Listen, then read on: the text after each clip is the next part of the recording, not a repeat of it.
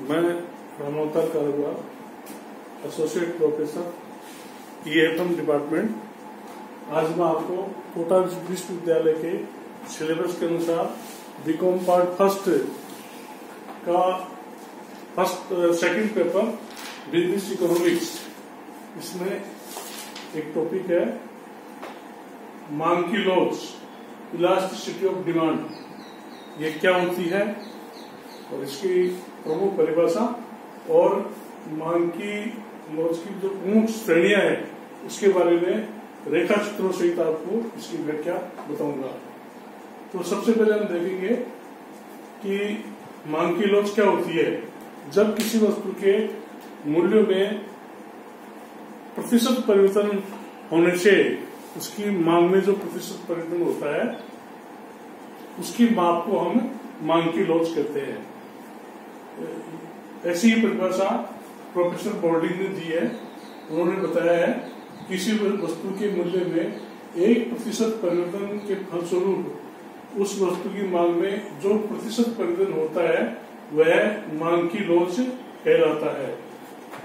अब इसका सूत्र देखेंगे। मांग की लॉज का सूत्र क्या है? मांग की लॉज किस प्रकार से मापी जाती है? तो मांग की मात्रा में अनुपातिक परिवर्तन, इसमें हम मूल्य में अनुपातिक परिवर्तन का भाग लगाने से हमें जो भागफल प्राप्त होगा वह मांग की लॉज होगी। अब हम मांग की लॉज की प्रमुख श्रेणियां देखेंगे।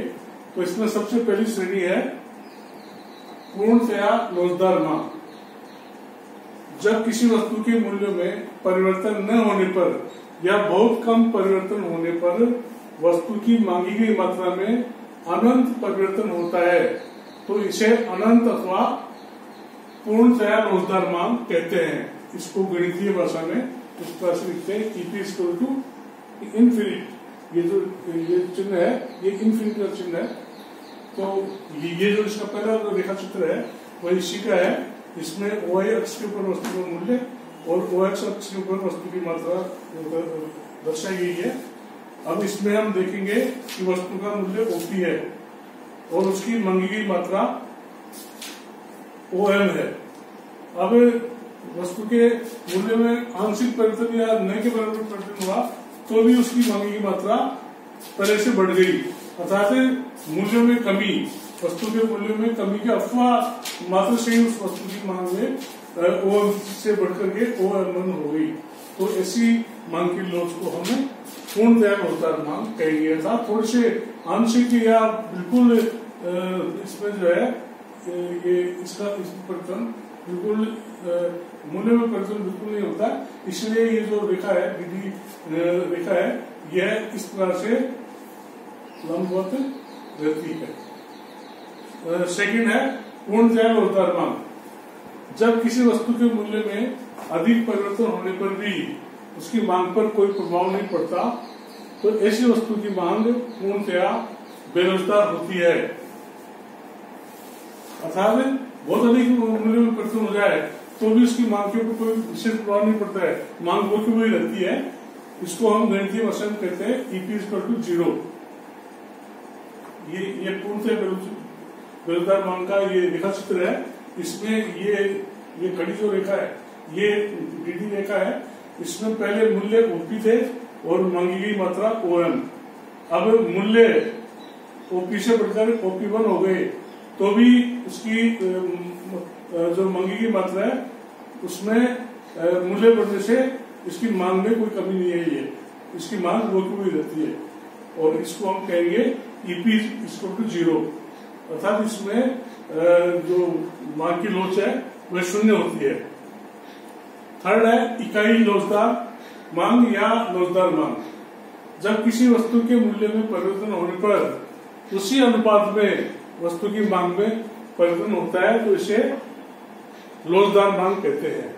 जैसे मूल्य में 10% कमी हुई तो उस वस्तु की मांग में 10% वृद्धि हो गई, अर्थात 10% मूल्य में कमी होने से मांग में 10% वृद्धि हो गई। इसको हम EP इक्वल टू 1 कहेंगे। इसका रेखा चित्र ये है और इसमें ये DD1 मांग रेखा है। और इसमें शुरू में वस्तु की कीमत OP थी और उसकी मांग OM के बराबर थी। अब वस्तु के मूल्य में 10% कमी आ गई, तो उसी अनुपात में इसकी मांग में वृद्धि हो गई, अर्थात पहले OM थी तो ये बढ़कर के OM1 हो गई। तो इस प्रकार से ऐसी मांग की जो लोच है उसको हम लोचदार मांग कहेंगे। फोर्थ है अत्यधिक लोचदार मांग। जब किसी वस्तु के मूल्य में थोड़ा सा परिवर्तन होने पर उसकी मांग में अत्यधिक परिवर्तन होता है, तो उस वस्तु की मांग अत्यधिक लोचदार मांग कहलाएगी। अर्थात थोड़ा सा मूल्य में थोड़ा सा परिवर्तन हो गया तो उसकी मांग में अत्यधिक परिवर्तन हो गया। जैसे वस्तु के मूल्य में 5% कमी हुई और उसकी मांग की मात्रा या वस्तु की मांग 20% बढ़ गई, तो इसे हम कहेंगे EP equal to more than 1, अर्थात ये इसकी जो मांग की लोच है वो 1 इकाई से ज्यादा है।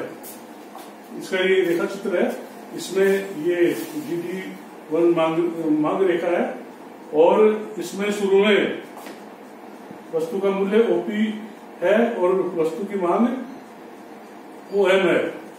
अब वस्तु के मूल्य में 5% कमी हुई, तो वस्तु के मूल्य में 5% कमी होने से वस्तु की मांग में 20% वृद्धि हो गई, अर्थात ये OM से OM1 हो गई।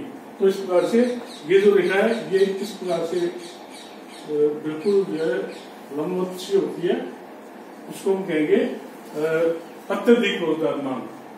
और लास्ट है बेलोचदार मांग। बेलोचदार अथवा इकाई से कम लोचदार मांग। जब वस्तु के मूल्य में अधिक परिवर्तन होने पर उसकी मांग में अपेक्षाकृत बहुत कम परिवर्तन होते हैं, तो उस वस्तु की मांग को बेलोचदार मांग कहते हैं।